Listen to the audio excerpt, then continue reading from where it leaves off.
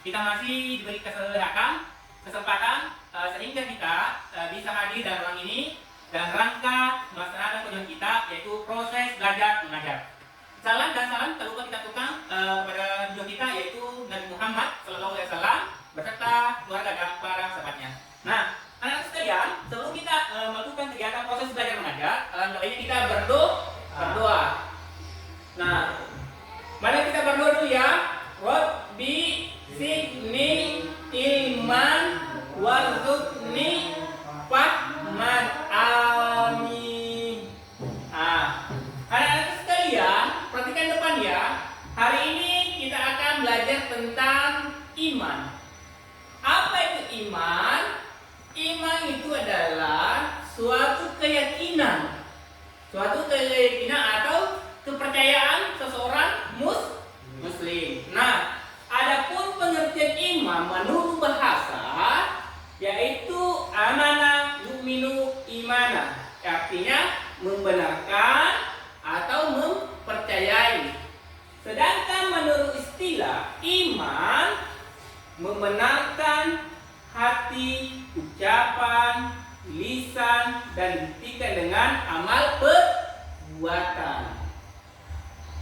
Menurut Imam Syafi'i dalam kitab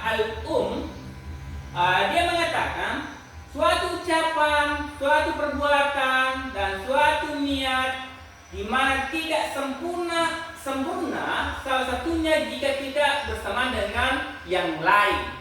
Itu menurut Imam Syafi'i. Nah, apa tujuan dari iman? Tujuan iman adalah penghambaan diri kepada Allah Subhanahu wa Ta'ala semata antara manusia dan penciptaannya, bukan penghambaan pada manusia atau golongan lain, semata-mata hanya kepada Allah Subhanahu wa Ta'ala. Iman dalam agama Islam artinya meyakini adanya wujud Allah. Berarti kita harus percaya adanya Allah meskipun tidak nampak oleh mata. Jadi kita harus percaya bahwa Allah itu ada. Para malaikatnya, kitabnya, para rasulnya, dan terjadi hari kiamat serta qada dan qadar. Itu ya pengertian iman. Nah, selanjutnya iman pilar dari iman itu adalah iman kepada Allah, iman kepada malaikat, iman kepada kitab, iman kepada rasul, iman kepada hari akhirat, dan terakhir iman kepada qada dan qadar. Itu tanda seorang beriman kepada Allah Subhanahu wa Ta'ala. Nah, selanjutnya dalil yang mengenai tentang iman yang artinya wahai orang yang beriman, tetaplah beriman kepada Allah dan Rasulnya atau Muhammad dan kitab Al-Quran yang diturunkan kepada Rasulnya serta kita yang diturunkan sebelumnya. Barang siapa yang kepada Allah, malaikat-malaikatnya, kitab-kitabnya, rasul-rasulnya, dan di hari kemudian, maka sungguh orang itu telah tersesat sangat jauh. Adapun tingkat keimanan ada dibagi tiga ya. Yang pertama adalah hakul yakin, yang kedua ainul yakin, yang ketiga ilmu yakin. Apa yang dimaksud dengan ainul yakin? Ainul yakin di sini adalah hakul yakin. Hakul yakin adalah keyakinan yang didasarkan kepada yang hak atau kebenaran. Itu dimaksud hakul yakin. Sedangkan ainul yakin adalah keyakinan yang didasarkan kepada pengamatan sesuatu yang ada dengan serta kejelasan. Dan yang terakhir ilmu yakin. Apa yang dimaksud dengan ilmu yakin? Dalam bahasa, ilmu yakin adalah keyakinan yang didasarkan kepada ilmu sesuatu yang ada dengan syarat adanya bukti terpenuhnya bagi mereka yang cenderung rasional. Dan seterusnya, selanjutnya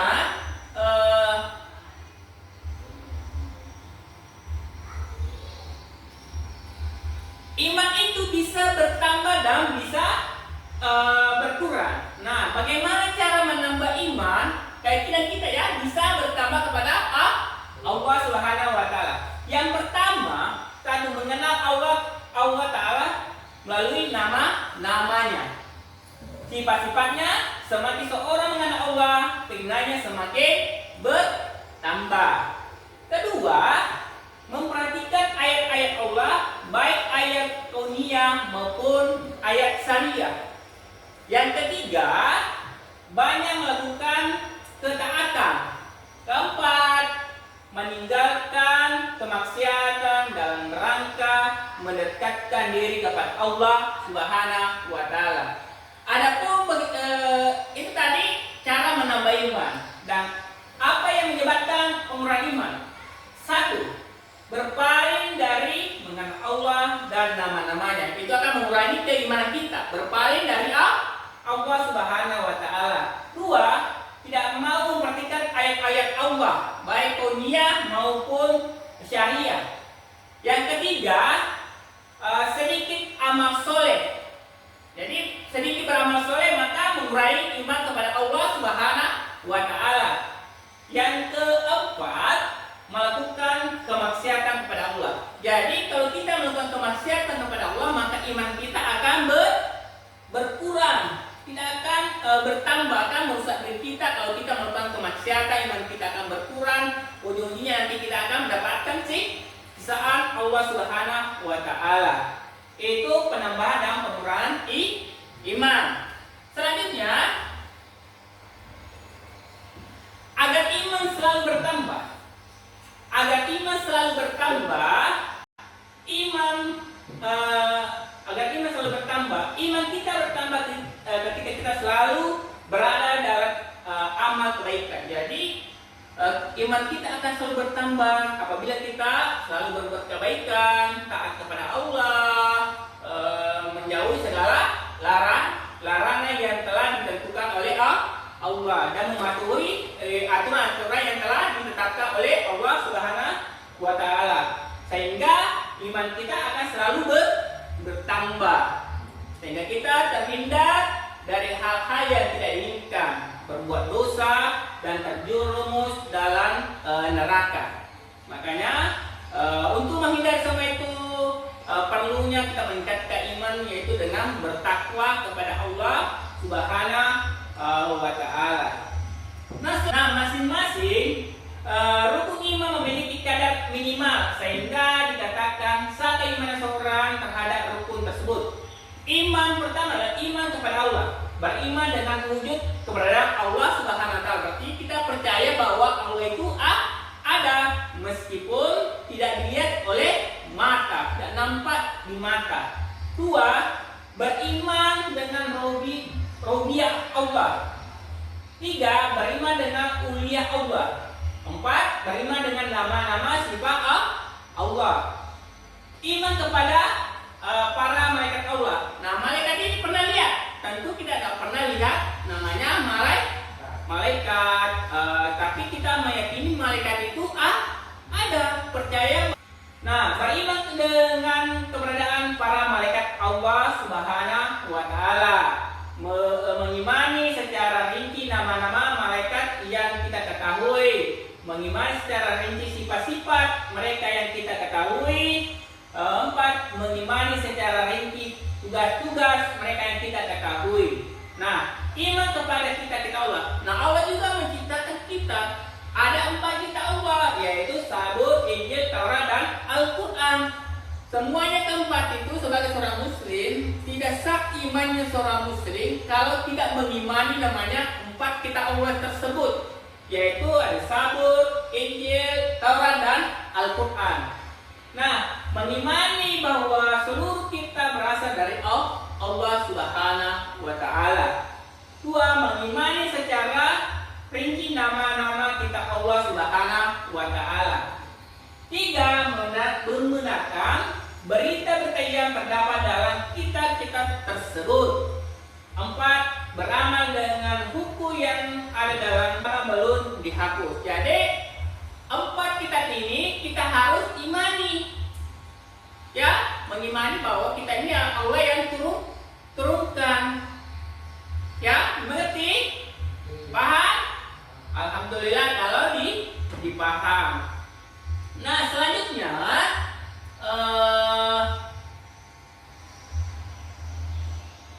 ada 3 kriteria sifat iman.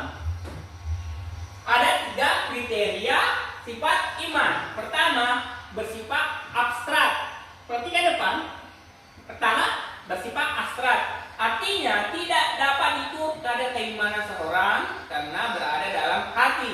Dalam hati hanya Allah yang Subhanahu wa Ta'ala yang Maha mengetahui dan mengetahui isi hati seorang.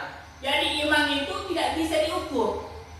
Tidak bisa diukur keimanan orang, tidak bisa diukur kepercayaan orang. Hanya Allah yang bisa mengetahuinya.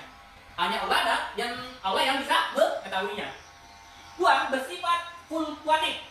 Artinya naik turun, bertambah dan berkurang. Iman itu bisa naik, bisa turun, bisa naik, bisa turun.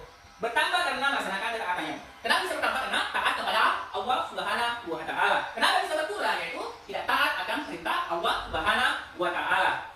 Nah, kriteria ketiga yaitu mempunyai tingkatan. Nah, artinya tingkatan dan ada keimanan dalam hati seorang beriman itu berada berbeda dan tidak sama. Ada yang kuat, ada yang sedang, ada yang lemah imannya. Dan tingkatan iman itu ada yang kuat, ada yang lemah. Kalau kuat imannya seseorang itu maka segala perbuatannya insya Allah benar. Tetapi kalau imannya lemah, dia akan selalu bisa berbuat kesalahan, berbuat kesalahan atau melanggar aturan-aturan yang telah ditetapkan oleh Allah Subhanahu wa Ta'ala. Nah, selanjutnya ini tadi 3 cabang keimanan, yaitu ada 3 dimensi cabang iman, yaitu marifatul bil qalbi, yaitu meyakini dengan hati, percaya bahwa Allah ada. 2. Iqrarul bil lisan, mulut artinya yaitu diucapkan dengan lisan, percaya Allah itu ada. 3. Amalun bil akran, yaitu mengamalkan dengan perbuatan. Jadi dimensi cabang iman itu ada 3. Yang pertama marifatul bil qalbi, yaitu meyakini dengan hati, berarti percaya dengan Allah itu ada. 2. Iqratu bil lisan, diucapkan dengan ucapan bahwa Allah itu ada. 3. Amalun bil akran, yaitu mengamalkan dengan perbuatan.